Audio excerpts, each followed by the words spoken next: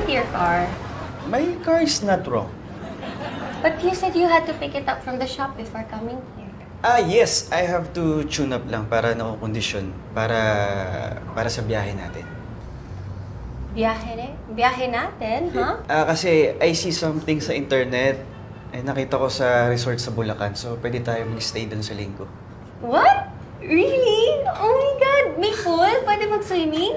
Yes, meron silang private cottage and pwede tayo mag-overnight dyan if you like.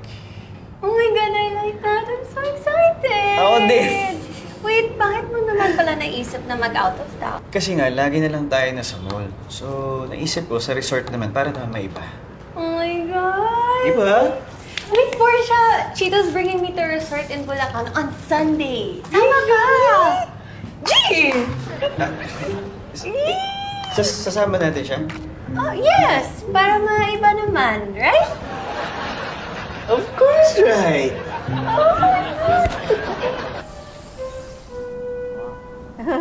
Uy, pansit! Oo, pinagluto namin ng pansit dahil birthday niya. Thank you po, Mama. Birthday mo pala ngayon, ha? Happy birthday, Bert, ha? Thank you. Sa KTV ka na mag-celebrate. Oo, yun talaga plano namin nila, Ate Baby, sa Sabado. O, bakit sa Sabado pa? Mamaya na. Mamaya kasi, alis kami nila Berta at saka ni Berta Jr. Ipapasyal ko sila sa mall. Ganun ba? Basta sa Sabado, ha? Doon ka mag-celebrate, ha? Oo naman. Sagot mo, ha? Oh, happy birthday! Happy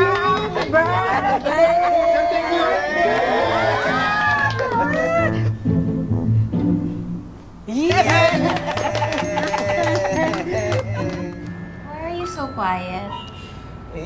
Wala lang. Kasama ba talaga natin si Portia sa lakad natin? Oo naman. Bakit?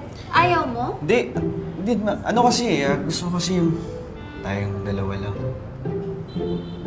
God, I'm so sorry. I'm sorry, I just got so excited. But, I can just tell Portia na wag na lang siya sumama sa atin. Sinabi mo na nakakaya naman sa tao, saka na-invite mo na. Okay lang. I'm sorry.